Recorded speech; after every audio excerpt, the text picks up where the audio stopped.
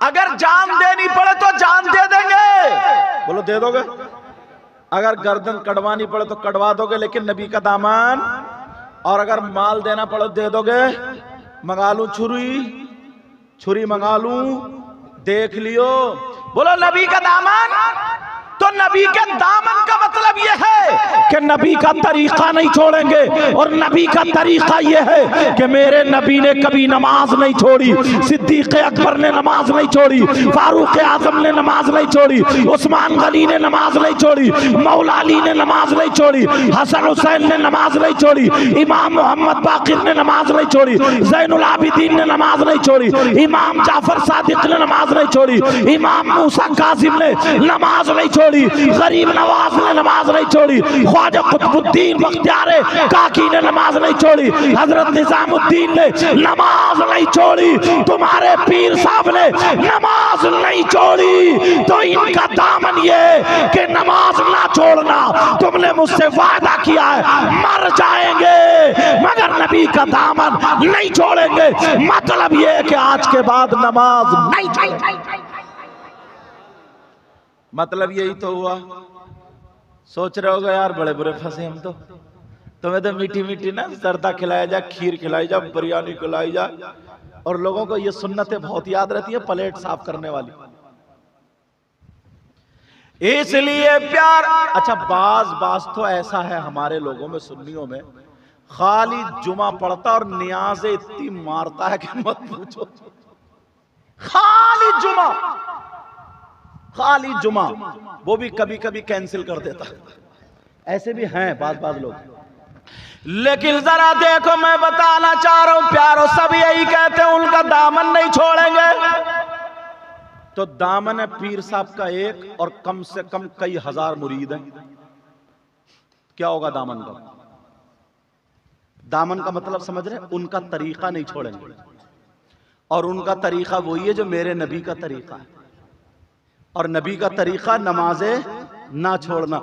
दूसरा तरीका यह, मेरे नबी ने कभी दाढ़ी नहीं मुड़ाई, और अपना क्या हाल है, 50-50 साल के भी मुड़ाते फिर रहे। आका फरमाते वल फिल मस्जिद, मस्जिद में बैठना इबादत। एक हदीस और सुनो, क़ाला क़ाला रसूलुल्लाह सल्लल्लाहु तआला अलैहि वसल्लम सलासा ला यदखुलूनल जन्ना अला कुल्ली वालिदै वद्दयूस व रजुलतुन निसा। मेरे नबी फरमाते, कोई मौलाना नहीं कहता, मुफ्ती साहब नहीं बोलते, नबी फरमाते।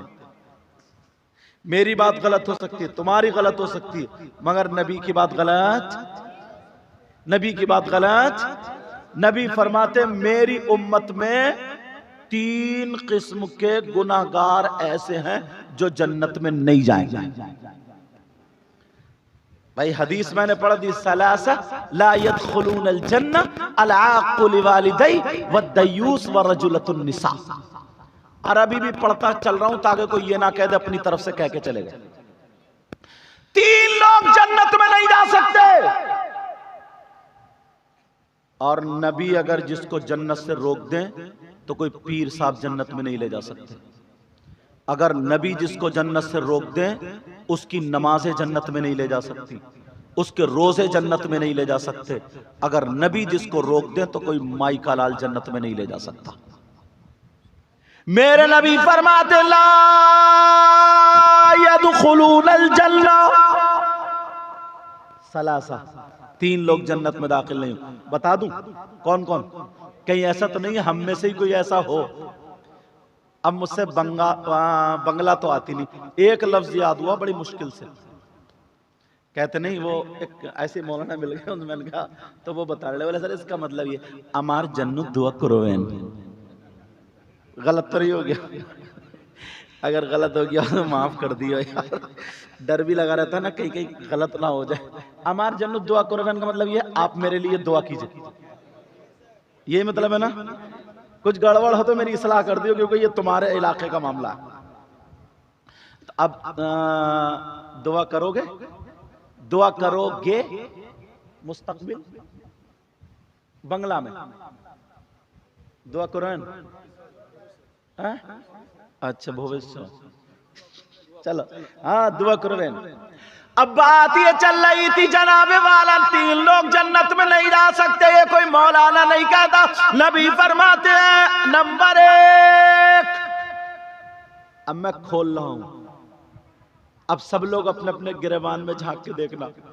मुझे कहते नहीं है कि लोग यार बात बात दिल से बड़ा अच्छा होता है। ये मुजफ्फर भाई हैं, कहां भाग गए, निकल गए क्या?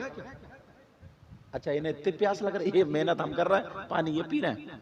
चलो अल्लाह सलामत रखे। ये मुझे लेने गए ना वहां, तो इतने प्यार से इतने मोहब्बत से कहा हज़रत चाय पिए। मैंने कहना यार अखलाक ये जरूर किसी अच्छे शख्स के पास बैठे। नंबर 1 जो जन्नत में नहीं जाएगा, औरतें भी सुन ले मर्द भी सुन ले, कौन जन्नत में नहीं जाएगा? अला कुली वालिदैहि,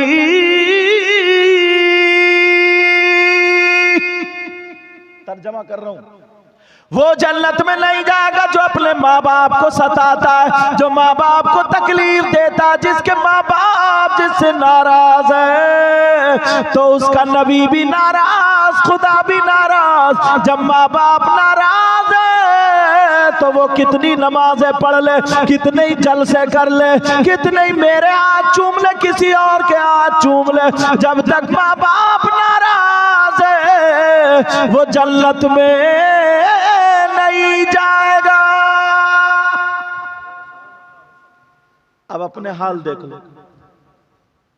और एक जगह हदीस में तो ला यक़बलुल्लाहु अज़्ज़ा वजल सरफ़न वला अदला, ये लफ्ज़ आया कि उसकी न नमाज कबूल, न रोजा कबूल, न ज़कात कबूल, न हज कबूल, न कुछ भी कबूल, कुछ कबूल नहीं, जिसके माँ बाप जिससे नाराज है। हम जाते अपने इलाके में तो लोग इतना हाथ चूमते कि सैयद साहब सैयद साहब, बाज बाज तो नाक लगा देते हैं, चूमते चूमते रगड़ देता, यूं ठुकने भूल जा, रगड़ देता, दूसरा आया यूं साफ करके चला गया। ऐसे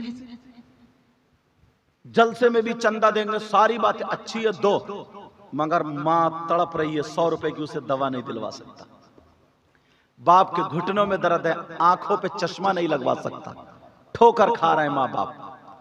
कान खोल के सुन लियो, अगर जिसके माँ बाप नाराज है उसका नबी भी नाराज, खुदा भी नाराज, और जब माँ बाप नाराज है उसकी नमाजें भी बेकार, रोजे भी बेकार, ज़कात भी बेकार, हज भी बेकार, पूरी दुनिया बेकार, उसकी आखिरत भी बेकार।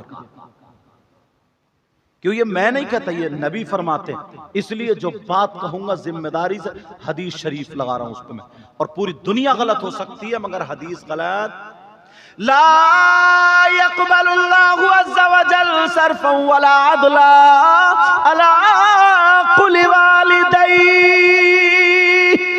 हदीस इसलिए पढ़ता हूं क्योंकि मोबाइलों में ना फिट हो जाता, मोबाइलों में सेव हो जाता, मोबाइलों में रिकॉर्ड हो जाता, ताकि पता चल जाए कि हाँ हदीस भी लगाई है इसमें, अपनी तरफ से कह के नहीं गए।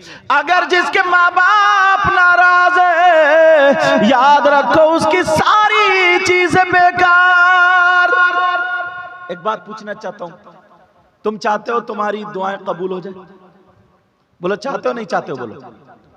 मैं भी चाहता हूं, और यही वजह आप अल्लाह वालों की बारगाह में जाते हो, मजार शरीफ पे जाते हो, और जाना चाहिए, अल्लाह वालों की बारगाह में जाना चाहिए, मजार शरीफ पर जाना चाहिए, हाजिरी देना चाहिए, अल्लाह वालों के कुर्ब में जाना चाहिए, रहना चाहिए।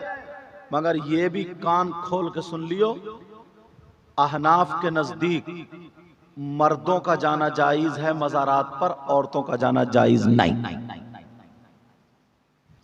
औरतों का मजारात पर जाना जायज नहीं।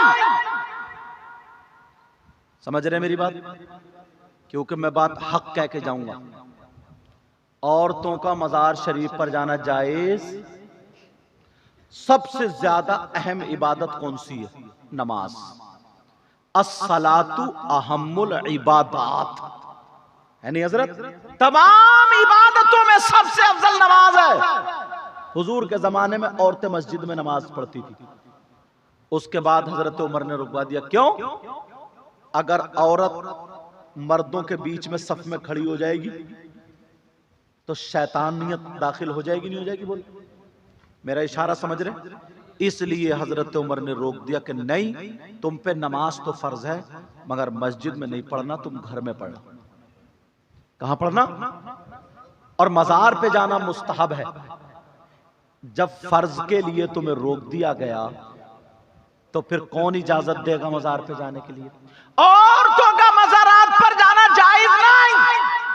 हाँ, अगर वो किसी अल्लाह वाले से मोहब्बत करती है तो ये भी सुन ले, वो अपने घर ही में अल्लाह वाले के लिए फातिहा पढ़े, दुआ मांगे। अल्लाह वाले को अल्लाह ने इतना पावर दिया है, वो उसके घर में भी मदद कर देगा। मांगो तो।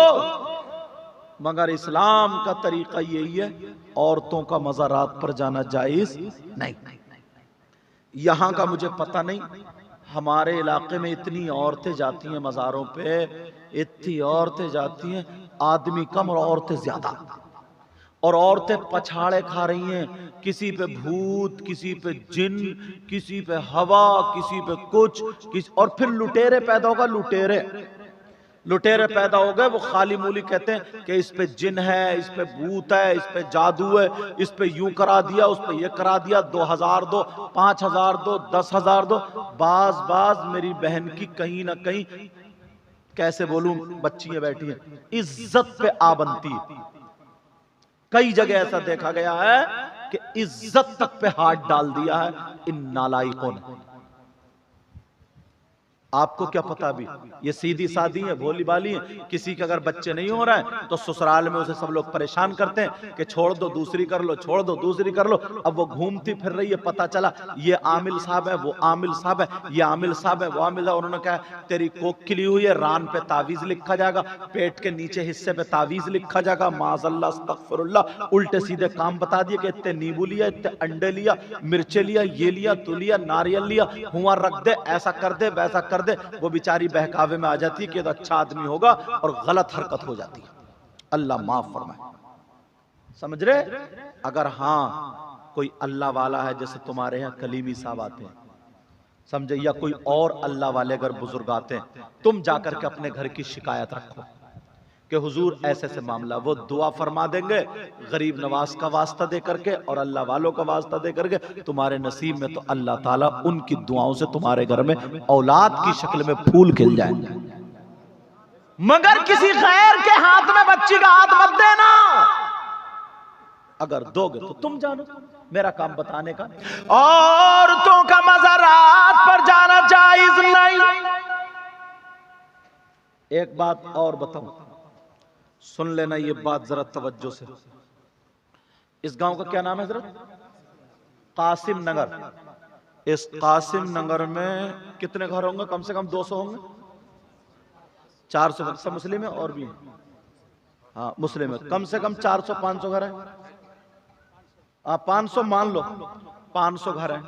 मैं गारंटेड बता रहा हूं, अगर 500 घर हैं, 500 घर में अगर 400 घर में लड़कियां हैं ना, तो उनकी बच्चियों पे मोबाइल जरूर होगा। 10-20 ऐसे होंगे जिनके घर में नहीं है, बाकी उनकी जवान बच्चियों पे मोबाइल। मुझे सिर्फ उस बच्ची से नहीं, उसके माँ बाप से 2-3 बातें करनी है। मुझे ये बता दो, हमने भाई, तुम्हारी बहन बेटी तो मेरी बहन बेटी, इस्लामी रिश्ते की हमारी सबकी एक दूसरे की इज्जत बराबर, समझ रहे? और मैं अगर आप लोगों में नहीं बोलूंगा तो क्या पंजाबियों में जाऊं? मुझे इतना बता दो, ये जो हमारी जवान बेटियों पे मोबाइल है, और बाप को भी पता, माँ को भी पता, भाई को भी पता, सब पे जवान बेटियों पे मोबाइल है, मुझे इतना बता दो इन्हें मोबाइल की जरूरत क्या है?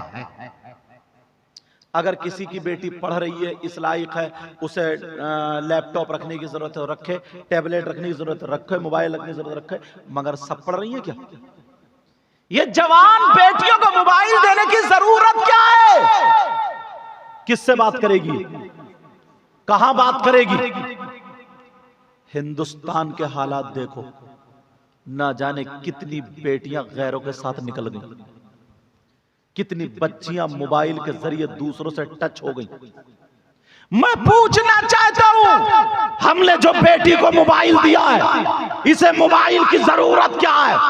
बाप से पूछूंगा बताओ क्या फैक्ट्री चल रही है, क्या लड़कियों के कारखाने चल रहे हैं, हवाई जहाज चल रहे हैं, ट्रेनें चल रही हैं, बसें चल रही हैं, ट्रेनें चल रही हैं, कारखाने फैक्ट्री, मोबाइल के बगैर कारखाने बर्बाद हो जाएंगे, हवाई जहाज डूब जाएंगे, ट्रक और बसों में आग लग जाएगी, ट्रेनें चल जाएंगी, पूरा खानदान भूखा मर जाएगा।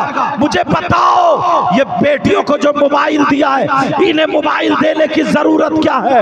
आज कोई बाप नहीं बता सकता। मैं बताता हूँ, जो लड़की कासिम नगर से निकल कर कभी बाहर नहीं गई मगर उसके बाद बंबई का फैशन कहां से आया, आज उसकी आस्तीन कट गई है, आज उसके सरों से दुपट्टा उतर गया है, आज वो बेहयाओं जैसा चालो चलन कर रही है, आज वो नंगे नंगे कपड़े पहन रही है, आज उसकी चुटियां लहरा रही है, आज उसके बाल दिखाई दे रहे हैं, शर्म हया गैरत खत्म, पर्दा ओढ़नी खत्म। हमारी बेटी अगर जवान बेटी है तो बाप के सामने ऐसे ही निकल पड़ती है बगैर पर्दे के।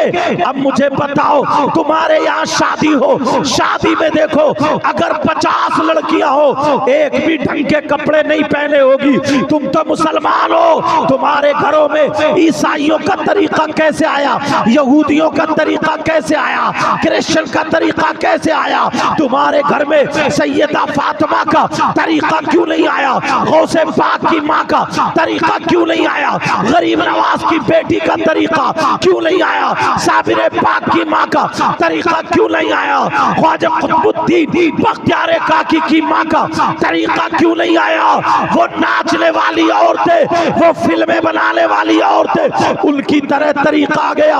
आज हमारी बेटी अगर चल रही है तो चलने का ढंग फिल्मों जैसा, पहनने का ढंग फिल्मों जैसा, खाने पीने का ढंग फिल्मों जैसा। मैं पूछना चाहता हूँ, अगर तुम्हें करना था अपनी बेटियों के हाथ से मोबाइल ले लो, इन्हें देना है तो दीनी किताब दे दो, इस्लामी किताब दे दो। अब हमारी बेटी अगर दीनी किताब पढ़ेगी तो सैयदा फातिमा को पढ़ेगी, हजरत मैमूना को पढ़ेगी, हजरत ज़ैनब को पढ़ेगी, हजरत रुकैया को पढ़ेगी, हजरत उम्मे कुलसूम को पढ़ेगी, खदीजतुल कुबरा को पढ़ेगी, फातिमा को पढ़ेगी। हमारी बेटी बंगाल की रहने वाली अगर मदीने की फातिमा को पढ़ेगी तो खाएगी हमारी बेटी, लेकिन ढंग फातिमा का होगा। पिएगी हमारी बेटी, ढंग फातिमा का होगा। उठेगी, बैठेगी, सोएगी, जागेगी, हमारी बेटी ढंग फातिमा का होगा। ऐसी बेटी बाप के घर में हो तो बाप के लिए रहमत बनेगी, शौहर के घर में हो शौहर के लिए नेमत बनेगी, और जब माँ बनेगी तो उसके कदमों के नीचे जन्नत।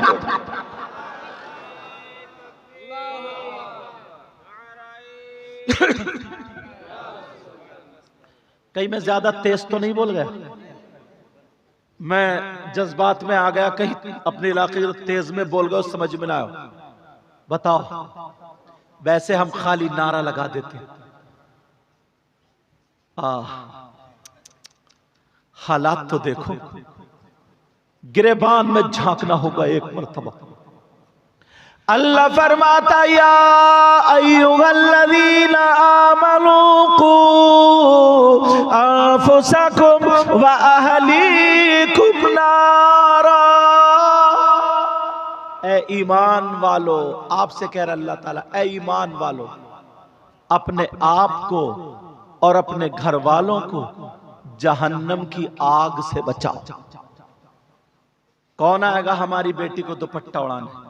मुफ्ती साहब आएंगे, पीर साहब आएंगे, आलिम साहब आएंगे? नहीं, ये बाप की जिम्मेदारी और माँ की जिम्मेदारी। किसकी जिम्मेदारी है? माँ बाप की जिम्मेदारी है। और ये जो मकतब खोला गया ना, ये मकतब नबी ने फरमाया सबसे पहला मदरसा माँ की गोद है। और एक बात और बता दूं, सुन लेना, तुम लोग समझ रहे होगे शायद मैं उनमें कहने खुदा खुदा दूं, करामत है सुना सुना के एकदम जन्नत के दरवाजे पे खड़ा करके आ जाऊं। नहीं, गिरेबान में झांको, अपने आप को देखो तो पता चलेगा हम कितने पानी में। तुम्हें अपनी कब्र में अपना हिसाब देना होगा। समझ रहे मेरी बात? कब्र में अपना हिसाब देना होगा। सबसे पहले नबी ने फरमाया सबसे पहला मदरसा माँ की गोद है, मकतब। जैसे ये मकतब है, यहां से बच्चे, छोटे छोटे बच्चे कुरान शरीफ पढ़ेंगे, बच्चियां कुरान शरीफ पढ़ेंगी, उर्दू पढ़ेंगे, उर्दू पढ़ेंगे। इन्हें खाने पीने का ढंग आएगा, चलने फिरने का ढंग। छत पे चढ़ने के लिए पहले जीना बनाया जाता है, सीढ़ी बनाई जाती है। पहले कदम, दूसरा कदम, तीसरा कदम, चौथा, फिर छत पे चढ़ो, आगे बढ़ के फिर इल्म सीखो। मुबारकबाद के लायक है आप लोग। लेकिन मैंने बताया था ना, नबी फरमाते हैं 3 लोग जन्नत में नहीं जा सकते। एक तो वो जो माँ बाप का नाफरमान हो, और दूसरा दयूस जन्नत में नहीं जा सकता। दयूस कौन है? दयूस कहां रहता है? दयूस किसका नाम है? आप सोच रहे होंगे। अब वो माँ बाप सुन लें जिनकी बेटियां बेपर्दा घूमती, वो माँ और बाप सुन लें जिनकी बेटियां ब्याह शादियों में ऐसे ही आवारा घूमती, जिनकी बेटियां मोबाइलों पे दूसरे लड़कों से चैटिंग और मोबाइल पे बात करती। वो माँ बाप सुन ले जिनकी बेटियां ऐसे कपड़े पहनती हैं जिनसे उनके जिस्म की नुमाइश होती है, जिस्म दिखता है, जिस्म जाहिर होता है, उनके चलने की झनकार निकलती है। वो माँ बाप जिनकी बेटियां आवारा हो, जिनकी बेटियां बेपर्दा हो, जिनकी बेटियां मोबाइल पे चैटिंग सेटिंग और दूसरों से बातें करती हो, और वो माँ बाप राजी हो उसके चलने फिरने से, पहनने ओढ़ने से, तो वो माँ बाप दयूस है, दयूस है, दयूस है। और नबी फरमाते हैं दयूस जन्नत में नहीं जाएगा। लाओ कोई अगर माई का लाल है तो ये कहे कि हाँ वो जाएगा, क्योंकि नबी फरमाते हैं पूरी दुनिया गलत हो सकती है मगर नबी की बात गलत। बोलो नबी की बात गलत। और आज के बाद सारे लोग अपने अपने घरों पर जिम्मेदारी रखोगे। ये छोटे छोटे बच्चों को इल्म दो। ये इतने इतने बड़े बच्चे मोबाइल चलाना जानते हैं सारे लोग, मगर कुरान पढ़ना क्यों नहीं आता? उर्दू पढ़ना क्यों नहीं आती? इनको मसाइल क्यों याद नहीं है? इसलिए तुमने पढ़ने नहीं बिठाला, इसलिए ये आगे नहीं बढ़े, मकतब में नहीं पहुंचे। यही वजह है इसकी। इनकी बुनियाद रखो। मकान बनाने के लिए सबसे पहले बुनियाद खोदनी पड़ती है। उसी इल्म की बुनियाद का नाम है मकतब। समझ रहे हैं ना मेरी बात? नबी फरमाते हैं दयूस जन्नत में नहीं जा सकता। मैंने कहा था सारे लोग, तुम चाहते हो तुम्हारी दुआएं कबूल हो जाए? यहीं से तो बात कटी थी। बोलो चाहते हो? मैं भी चाहता हूं। इसीलिए अल्लाह वालों की बारगाह में जाते हो, और जाना चाहिए, मगर औरतों का जाना जायज नहीं है। मगर एक बारगाह मैं भी बता दूं जहां पर 100 के 100% दुआ कबूल। अगर ना हो तो मेरा दामन पकड़ लेना। 100 के 100% दुआ कबूल। चलोगे? जाओगे? चैनल वालों मेरी तरफ बेटा, जाओगे? वो बारगाह कौन सी है जहां पर 100 के 100% दुआ कबूल? आप समझ रहे हो, हजरत नैनीताल की तरफ से आए, हजरत रुद्रपुर रामपुर की तरफ से, बरेली के आगे से आए, वही बताएंगे। याद रखो, अगर वहां जाके तुमने दुआ कर ली और दुआ हो गई तो 100 के 100% दुआ कबूल, रद्द नहीं। उस बारगाह का पता लिख लो, नोट कर लो, लिखने वालों लिख लो, भूलना नहीं। आसान है, दूर लेकर के नहीं जाऊंगा, करीब में है। औरतों का जाना भी जायज है। कौन सी बारगाह है? वो बारगाह कहीं और नहीं है, कहीं उत्तर प्रदेश नहीं जाना, कहीं दिल्ली के आगे नहीं जाना, कहीं नैनीताल नहीं जाना। वो बारगाह है तुम्हारी माँ, तुम्हारे बाप, तुम्हारे माँ बाप की बारगाह है। माँ बाप को राजी कर लो। जब माँ बाप की खिदमत कर लोगे, माँ बाप राजी हो जाएंगे। माँ बाप का दामन पकड़ लो। जब माँ बाप राजी हो इनका दामन पकड़ के दामन पकड़ के इनसे दुआ करा लो। अगर माँ बाप लड़खड़ाते हुए हाथों से तुम्हारे लिए दुआ कर दे तो खुदा की कसम माँ बाप की दुआ रद्द नहीं हो सकती। इसलिए ये कोई और नहीं कहता, मदीने के ताजदार अहमद मुख्तार फरमाते हैं दुआउल वालिदैन अन औलादिहिमा का दुआ नबी जी अनुमति ही।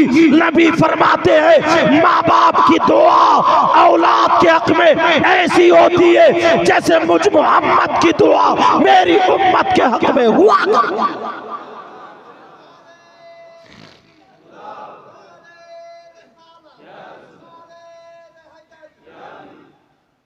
मगर लोग हैं इस तरफ तवज्जो ही नहीं।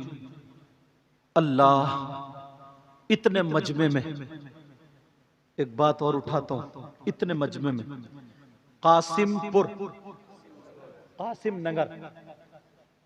कासिम नगर के बंगाल में है ना, ये कासिम नगर के बंगाल के गयूर मुसलमानों, तुम्हारे पूरे गांव में कोई शख्स ऐसा आ जाए कि जो किसी का इंतकाल हो जाए और वो उस मरे हुए का गोश्त नोच नोच के खाए, तो तुम उससे दोस्ती करोगे? तुम्हारे गांव में कोई ऐसा है? नहीं है ना? किसी का बकरा मर जाए, मरे हुए बकरे को खाता है, मरे हुए मुर्गे को, मरे हुए गाय को नहीं खाता ना? अच्छा, और अगर किसी के सगे भाई का इंतकाल हो जाए तो वो अपने भाई का गोश्त नोच नोच के, कोई बहन खाती है, कोई भाई खाता, और अगर कोई खा ले तो इससे ज्यादा बुरा कोई हो सकता है? इससे ज्यादा खराब, जलील, नकारा, बुरे से बुरा, सबसे बुरा यही है। और मेरे पास इससे आगे गाली नहीं है। अगर तुम्हारे गांव में कोई ऐसा आ जाए, उससे दोस्ती करोगे, रिश्तेदारी करोगे, गले में हाथ डाल के घूमोगे, उसे दस्तरखान पे खाना खिलाओगे, और अगर तुम में से कोई हो तो तौबा करोगे? बोलो, तुम में से यहां इतने लोग हैं तो इनमें से कम 50 लोग ऐसे हैं। डर गए? आप लोग सोच रहे होगे यार कौन है ऐसा? और औरतों में तो और ज्यादा, जो अपने मरे हुए भाई का गोश्त खाए। कोई कहेगा यार ये हजरत पहली मर्तबा है, कौन से मौलाना को बुला लिया, कैसी बात कर रहा है? किससे पूछवाऊं, हजरत से, इमाम साहब किबला से? नहीं। कोई ये भी कह सकता मैं इनकी नहीं मानता, सदर साहब से, आप सदर हो ना, आज जो भी हो, मतलब कैशियर अभी लिखने वाले के तौर कातिब, इनसे कहा नहीं, और भाइयों से नहीं, किसी मुफ्ती साहब से, उनकी बात भी गलत हो सकती है। फिर किससे पूछूं? ऐसी जात, ऐसी चीज से पूछूंगा कि कोई माइका लाल कह ही नहीं सकता कि ये गलत है। कौन है वो? बताऊं? नाम लेके बताऊं ऐसे ही? डर गए। मुझे तो तुम्हारे इनके मुजफ्फर अली का नाम याद और किसी का नाम याद नहीं, क्योंकि ये मेरे साथ कार में आए और डबल चाय पिलाई इन्होंने मुझे। अल्लाह बरकत अता फरमाए। चाय भी शानदार, और कितने प्यार से बोले हजरत यहाँ का समोसा बहुत शानदार होता है, समोसा खाएंगे। मैंने चेहरा देखा, मैंने कहा ये खिलाना चाह रहा है, मैंने कहा ठीक है मंगा लो। तो 3 समोसे हम 3 लोगों के लिए और 15 समोसे अपने घर के लिए पैक करा के लाएंगे। पूछो, अब मुझे लगता है रात भर ये बैठ के खाएंगे। चलो, तो कौन है वो? किससे पूछोगे? कुरान से पूछो, अल्लाह के कलाम से पूछो। क्या कुरान गलत हो सकता है? कुरान का हर हर लफ्ज सच्चा, कुरान का हर हर हर्फ सच्चा, एक एक नुक्ता सच्चा। और अगर कुरान को कोई गलत माने तो मुसलमान हो सकता है, कुरान को कोई झूठा माने तो मुसलमान हो सकता है, कुरान के किसी हर्फ को झुटलाए तो मुसलमान हो सकता है। कितनी बड़ी दाढ़ी हो, कितनी बड़ी पगड़ी हो, कितनी नमाजें पढ़ता हो, कुरान को गलत माने तो मुसलमान हो सकता है? अब मैं कुरान से दलील दूंगा, कुरान की आयत पढ़ूंगा सबके सामने। मोबाइल में तर्जमा देख लियो, गलत हो तो सबके सामने तौबा, क्योंकि जो बात कह के जाऊंगा पक्की। कौन है वो जो अपने मरे हुए भाई का गोश्त खाता है? मर्दों में 50%, औरतों में 60 बल्कि 70%। औरतें कहती हैं छी छी छी, बाज बाज तो गोश्त खाती भी नहीं है, और मरे हुए भाई का गोश्त। लेकिन कुरान की आयत पढ़ूंगा, बिस्मिल्लाहिर्रहमानिर्रहीम, वला यग़तब बादुकुम बादा अयुहिब्बु अहदुकुम अय्यअकुला लहमा अखीहि मैतन फकरिहतुमूह। पूछो आयत है कि नहीं? ये लोग सब पढ़े, पूछो। अब तुम भी इतना तो जानते ही हो, अब इसका तर्जमा कर रहा हूं बड़ा आसान करके। कौन है जो अपने मरे हुए भाई का गोश्त खाता? तुमने मुझसे वादा किया तौबा करेंगे, आज जरा देखो कौन है वो है जो एक दूसरे की गीबत करता है, जो चुगली करता है, पीठ पीछे बुराई करता है। अब देखो कितने मुसलमानों में पीठ पीछे बुराई करने वाले, क्या इस गांव में कोई नहीं है? गीबत करने वाला कोई नहीं है? चुगली करने वाला कोई नहीं है? कितनी औरतें चुगली करती है, कितने आदमी गीबत करते हैं, पीठ पीछे बुराई करते हैं। चायों की दुकान पे, होटलों पर या कहीं और खड़े होकर तेरी मेरी गीबत, बुराई, पीठ पीछे चुगली, बुराई करने वालों, चुगली करने वालों, अल्लाह फरमाता है गीबत करने वाला, चुगली करने वाला, पीठ पीछे बुराई करने वाला ऐसा है जैसे मरे हुए भाई का गोश्त खाने वाला हो। पूछो इनसे, तुमने कहा था तौबा करेंगे, आज के बाद गीबत करोगे किसी की? बोलो हो? चुगली करोगे, पीठ पीछे बुराई करोगे? नहीं करोगे तो हाथ उठाओ सब लोग और तौबा करो। हाथ उठाओ सब लोग, बोलो या अल्लाह हम अपने गुनाहों से तौबा करते हैं, आज के बाद किसी की गीबत नहीं करेंगे, चुगली नहीं करेंगे, पीठ पीछे बुराई नहीं करेंगे। रख लो, ये हुई हमारी तौबा। ये क्या हुई बोलो? मगर तौबा पक्की करियो, ऐसा ही नहीं है कि अभी यहां तौबा कर ली और सुबह से फिर शुरू। ऐसे हैं कुछ लोग, सुबह से फिर शुरू। गीबत मत करना, चुगली मत करना, पीठ। सहाबा के दरमियान नबी ने फरमाया कुछ लोग हश्र में दो चेहरे वाले होंगे। हमारा चेहरा आगे को है ना, आपका भी, लेकिन हश्र में कुछ लोग ऐसे होंगे जिनका आगे को भी चेहरा होगा और इधर पीछे को भी चेहरा होगा, लंबे लंबे। लोग डर जाएंगे, ये कौन है? नबी ने फरमाया ये मेरे वो उम्मती हैं जो इधर की इधर और इधर की इधर कर दिया करते थे। समझ रहे मेरी बात? इधर की इधर और इधर की इधर लगा दिया करते थे। आज के बाद किसी की गीबत तो नहीं करोगे, चुगली तो नहीं करोगे? बोलो हाँ ना बोलो। पीठ पीछे बुराई तो नहीं करोगे? और सुनो, कुछ लोग जहन्नम में ऐसे होंगे, कैसे? जिनकी, मेरी बहनें बैठी हैं मगर कुछ बातें बतानी पड़ती, जिनकी शर्मगाह सड़ रही होगी, आदमी औरतें शर्मगाह सड़ रही होगी, उनकी शर्मगाह में खून, पीप, मैल, कचला, और उनके पेट मटके की तरह फूले हुए, और उन्हें पेशाब लगेगा मगर पेशाब नहीं उतरेगा, पेशाब नहीं उतरेगा। अब नबी फरमाते वो चीख रहे होंगे, चिल्ला रहे होंगे। और कुछ लोग ऐसे होंगे जिनके नाखून अल्लाह ताला तांबे के कर देगा। ये नाखून ना बड़े बड़े तांबे के, और वो तांबे के नखून जहन्नम की आग से दहक रहे होंगे और यहां से लेकर के यहां सीने तक चीर रहे होंगे ऐसे वो लोग, और जबान उनकी प्यास के मारे बाहर होगी और वो कह रहे होंगे हाय अल अतश, हाय अल अतश, हाय अल अतश, हाय हमें कुछ पिलाया जाए, हमें कुछ पिला दिया जाए। चीर रहे होंगे पिला दिया जाए, चीख रहे होंगे, चिल्ला रहे होंगे बुरी तरीके से। नबी फरमाते हैं फिर उन लोगों का पेशाब उतरेगा जिनका पेशाब रुका हुआ था और उनकी शर्मगाह सड़ रही थी।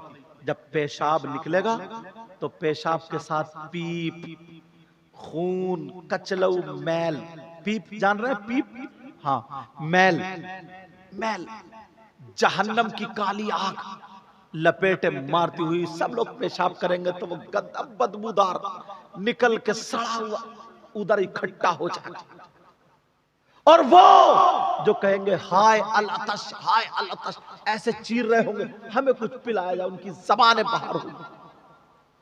नबी फरमाते हैं और रो गए आंखों में आंसू का, उनको फिर वो पीप, मैल, बेटा उठ के बैठो, उठो, मैल, पीप, कचलाऊ उन लोगों को पिलाया जाएगा और वो पिएंगे। सहाबा ने अर्ज किया आका ये कौन लोग होंगे, कौन से नबी के उम्मती होंगे? उस नबी को कितनी तकलीफ होगी। जब इतना कहा तो मेरे नबी और रोएंगे जब ये बात सुनेंगे और रो करके कहेंगे ऐ मेरे सहाबा वो मेरे ही उम्मती होंगे, वो मेरे उम्मती का कौन उम्मती। अब सहाबा की आंखों में आंसू आ गए, सहाबा भी रोने लगे। मेरे नबी ने फरमाया सुनो, वो लोग जिन्हें खून पिलाया जाएगा, कचलऊ पिलाया जाएगा, पेशाब पिलाया जाएगा, पीप पिलाई जाएगी, सड़े फैल रही होगी, जिन्हें पिलाया जाएगा वो मेरी उम्मत के वो लोग होंगे जो शराब पिया करते थे, जो नशा किया करते थे, जो शराब के आदी थे, शराब नहीं छोड़ा करते थे। अल्लाह के वास्ते शराब पीने वालों, नशा करने वालों, पूरी दुनिया गलत हो सकती है मगर मेरे नबी का फरमान गलत नहीं हो सकता, इसलिए मर जाना मगर शराब को हाथ मत मत मत। कितने लोग आज शराब पी रहे हैं, मुसलमानों के छोटे छोटे बच्चे नशा करने लगे। तुम्हारे यहां नहीं, जा करके देखो ऐसे लोग शादी में शराब पी पी करके डांस कर रहे हैं, नाच रहे हैं, नशे के कैप्सूल खा रहे हैं। अस्तगफिरुल्लाह, अस्तगफिरुल्लाह, या अल्लाह मेरी तौबा, हम सबको नशे जैसी बुरी चीज से बचा दे। और सुनो, ये दो चीजें हो गई, तीसरी एक चीज और बता रहा हूं। असल में कुछ मसले ऐसे होते हैं ना जिन्हें अगर बयान करने दिल भी नहीं चाहता, क्योंकि भाई भी बैठे हैं, बहन भी बैठी है, मगर बात ऐसी होती है कि पहुंचाना जरूरी होता, पहुंचाना जरूरी हो। मुझे बताओ वो सगा बेटा कितना बड़ा नालायक होगा, कितना बड़ा गंदा, कितना बड़ा गंदा गंदा गंदा होगा। कौन? जो अपनी सगी मां पर गलत नजर डाले। मेरा इशारा समझ गए? मेरी बात समझ गए आप लोग? जो अपनी मां के साथ, सगी मां के साथ गलत हरकत करे, वो बेटा कितना बड़ा जलील, कितना बड़ा नीच, कितना बड़ा जालिम और बुरा हो। इससे कोई बुरा हो सकता? तुमने देखा आज तक कोई है ऐसा? मर जाएगा। मगर जिस मां ने पैदा किया, जिस मां ने 9 महीने पेट में रखा, जिस मां ने अपना दूध पिलाया और उसके साथ गलत हरकत करे, आज मुसलमानों में 5% हो गए। इजाजत हो तो बताऊं? कोई भी बात अपनी तरफ से नहीं कहूंगा, या तो हदीस या कुरान की आयत।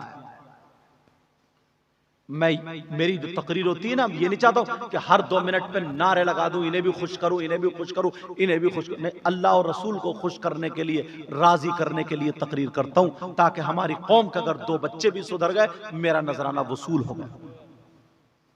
कब तक मैं तुम्हें खुश करता रहूंगा, इन लोगों को खुश करता रहूंगा। इसी हंसी मजाक टिट्टे में, चुटकुलेबाजी में जल से होते हैं, इतना चंदा होता, सब कुछ होता, और कोई मकसद नहीं निकलता, कोई हल नहीं निकलता, पब्लिक को कुछ मिलता नहीं, हुआ करके चले जाते हैं। एक एक पैसे का हिसाब व किताब होना। कौन है वो जो अपनी मां के साथ गलत हरकत करने जैसा? अल्लाह, एक एक मौजू पे कई कई घंटे बोल सकता हूं, मगर आखिरी दर्जे की हदीस सुनाता हूं। कितना बड़ा जालिम होगा। तुमने नाम सुना होगा सूद और ब्याज का। यहां सूद बोलते हैं ना हजरत, सूद जानते हैं, और ब्याज भी दोनों समझते हैं ना? ठीक है। सूद और ब्याज का कारोबार कितने लोग कर रहे हैं आज। पैसे दे दिए, किसी के बच्ची की शादी है, पैसे वाला 10,000 दे दिए, फसल में 12 लिए, 50 दे दिए, 60 लिए, 1 लाख दिए, 1,20,000 ये 10 लिए। सूद का कारोबार करने वालों, रुपया खाने वालों, पैसा करने वालों, सुनो, मेरे नबी फरमाते, सूद और ब्याज इस कोने से लेकर के इस तक कम से कम 100 फूल होंगे एक अंदाजे में, ठीक? वो ये पूरे 100 फूल। नबी फरमाते, सूद और ब्याज का जो गुनाह है, उस गुनाह के 70 हिस्से हैं। कितने? और एक हदीस में 73 का जिक्र भी आया, लेकिन 70 वाली बता दूं, 70 हिस्से। इतना बड़ा, इतना बड़ा, इतना बड़ा, इतना बड़ा, इतना बड़ा, इतना बड़ा, इतना बड़ा, उतना बड़ा, सबसे छोटा वाला उधर, फिर बड़ा, फिर बड़ा, फिर बड़ा, फिर बड़ा, फिर बड़ा, फिर और सबसे बड़ा। 70 हिस्से सूद और ब्याज का जो गुनाह है, उस गुनाह के पाप के 70 हिस्से हैं। सबसे बड़ा वाला, छोटा वाला, सारे के सारे गुनाह उसी सूद के हैं। आमना के लाल फरमाते हैं, नबी फरमाते हैं, इन 70 हिस्सों में सबसे छोटे वाले हिस्से का गुनाह और पाप ऐसा है जैसे सगे बेटे का मां के साथ जिना करना। सगे बेटे का मां के साथ जिना करना, माज़अल्लाह। जब छोटे वाले का गुनाह ऐसा, तो फिर और बड़े वालों का कितना होगा। आज लोग बड़े अड़ल्ले तड़ल्ले से खा लेते हैं, पी लेते हैं, सो लेते हैं। एक मजार शरीफ पर जब मैं गया हाजिरी देने के लिए, अल्लाह माफ फरमाए, तकरीर थी मेरी, पहना बैठा था एक मुजाबिर, सुन लियो जरा तवज्जो से, और वो कई अंगूठी पहने हुए। एक अंगूठी 4.5 माशा की, एक ही नक्की चांदी की पहनना जायज, वो कई अंगूठी पहना हुआ। और सुल्फा होता है ना, सुल्फा, सुल्फा समझ रहे? चरस, गांजा, नशे की चीज, वो चिलम में रख के और ऐसे पी रहा था, खूब पी कर, मर्द हक अली, धुआं मार, और कह हक अली, तोबा तोबा, अस्तगफिरुल्लाह, हजारों मर्तबा अस्तगफिरुल्लाह। मौलाए कायनात हजरत अली का नाम किससे जोड़ रहा? मेरे अली के शहजादे। सिर्फ यजीद ने इतना तो ही कहा था कि मेरे हाथ में हाथ दे दें, बैत कर लें, सब कुछ बच जाएगा, आराम से रहो। मगर हुसैन पाक ने हाथ में हाथ नहीं दिया। क्यों? यजीदी शराबी था, यजीदी बेनमाजी था, यजीद शरीयत मुस्तफा से हटा हुआ था, हलाल हराम में तमीज नहीं करता था। हुसैन ने अपने बच्चे देना गवारा कर लिया, हाथ नहीं दिया, जवानों को देना गवारा कर लिया, हाथ नहीं दिया।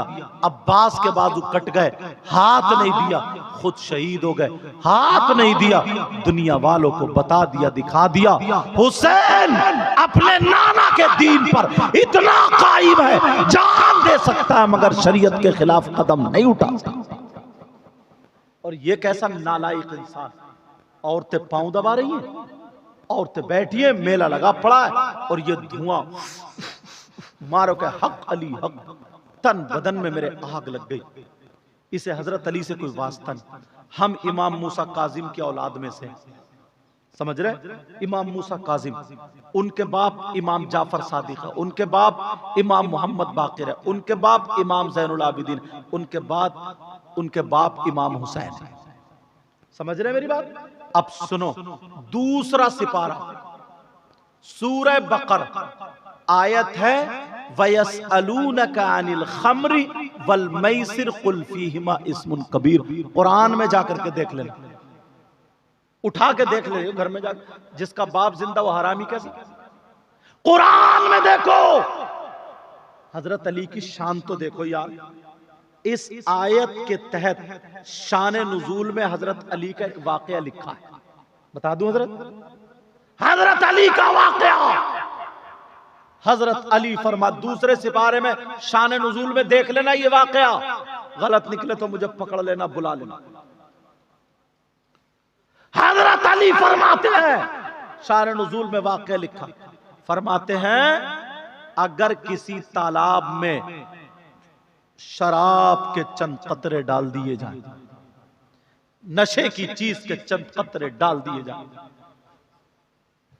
वो पानी में और वो जमीन में पानी खुशक हो जाए, सूख जाए, सुनने की बात है, सूख जाए, और उस जमीन में अब घास उग आए, घास जम आए, हजरत अली फरमाते हैं उस घास को मेरी बकरियां चर ले खा ले। अली वो है उन बकरियों का दूध भी नहीं पिएगा। जरा देखो यार, उन बकरियों का दूध भी नहीं पिएगा, और तुम वही गांजा चरा जो सुल्फा धुआं मार गए और कह रहे हक अली हक अली। इतना मारा जाएगा इस कमबख्त को, उधेड़ के रख दिया जाएगा। मौला कायनात हजरत अली फरमाते हैं शराब पानी में, पानी जमीन में, जमीन में घास, घास बकरियों के पेट में। अली का तकवा देखो। अली ये कहते हैं मैं अपनी बकरियों का दूध भी नहीं पीता, जबकि फतवा ऐसा नहीं। तकवा। अंबिया, ये भी और सुनो, अंबिया और रसूलों के बाद सबसे अफजल और आला जात का नाम सैयदना अबू बकर सिद्दीक। कौन है बोलो? अंबिया और रसूलों के बाद सबसे अफजल और आला जात का नाम। बस खत्म करने जा रहा हूं, आखिरी बात तुम्हें और बता दूं।